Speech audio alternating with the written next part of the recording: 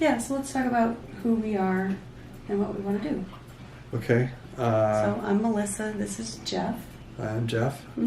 Yay, good day. Yeah, it was a good day. Yeah. It was cool. I'm glad that we got on a boat that we've been wondering about. Nisku, the 46 Nordhaven. It's in Lake Connor. Yeah, we've been looking at this boat online since the beginning.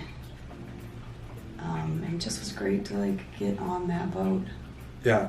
Kind of felt like an old friend. Questions I had were, what did the living area feel like as far as size-wise? This boat did okay. Well, we had 3 people kind of hanging out on the boat when we were there.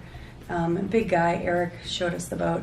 Not like he's big, but he was a full-grown man. He was a human being. He was a human being who was full-grown, and I didn't feel like we would be crowded in that space. I mean, I know that one of the main compromises that we're going to make to get a boat that is economical, can run long distances, is easy to handle, is sea kindly, is we're going to sacrifice some interior space. The biggest trade-off that I'm going to have coming from a world of accumulation and clutter and general unwillingness to throw things away.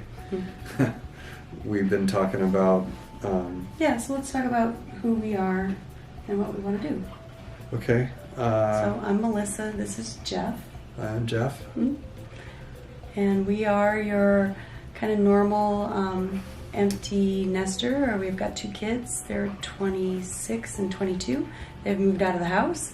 We're looking at the end of our career coming up, being able to have the fortunate opportunity to possibly retire in the next 5 years. We live in the typical ranch 3-bedroom 2-bath home For 25 years, and as we've needed more storage, I've just built more storage. I haven't had a lifestyle that has included periodically purging.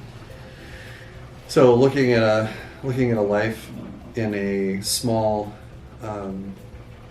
environment is presenting its emotional challenges for me, at least. But I'm also kind of looking forward to getting rid of stuff. So what this is going to be is kind of a documentation for us mainly, and to share with you kind of how do you go from that kind of just living the typical suburban lifestyle to getting rid of it all, finding a boat, moving onto a boat, and kind of sailing off into the sunset. It's going to be a process. It's going to be a long process. Every journey has a beginning, and putting our story out there also helps to keep us on track. So we started talking about a boat a couple years ago. I've always had fishing boats. My folks had a family runabout. Always had an annual extended family vacation to Lake Shasta. So the boating world and living in Portland, Oregon has always been kind of real easy access for us. Fishing boat that I had up until a couple years ago was good for running around, and it was good for playing on, but it wasn't a really good family boat. Even though we had it for years in Portland, we hardly ever took it out on the river.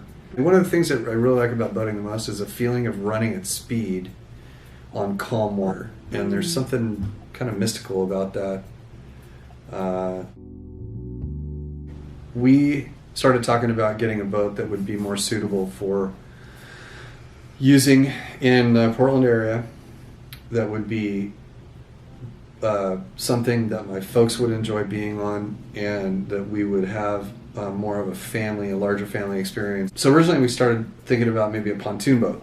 Yeah. A deck boat. Thought that would be the ultimate. But we went to a boat show. We sat on, it was a Sea Ray 26-foot. Yeah, it was a cabin 260 cruiser. Sundancer.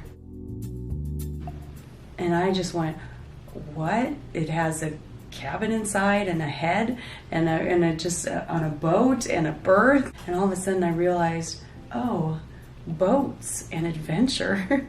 And the Shasta Imperative demanded that we have a boat that we could put on a trailer. I had just kind of I hadn't considered a cruiser style boat because it didn't seem like it was practical to trailer. That kind of started the ball rolling in a completely different direction for us. So we hit Yacht World like crazy. Yeah, you were just on like Yacht World. Let's see what's on there. On Yacht World. Kind of figured out what the trailering. We looked at some stuff, and I had driven out. I found a boat in Gig Harbor on Yacht World, and I called the broker. He said, "I don't know. Have you ever thought about a Chris Craft?" So we have a Chris Craft on the docks. I went down to the dock, and this Chris Craft was a 2002. Went down to the dock, saw the boat when I turned the corner, and it was super slick. Didn't look like anything I'd seen. Didn't look like a Sea Ray. Didn't look like any of the major brands, and it had really cool retro style. I think I texted you before I got back up to talk to the brokers.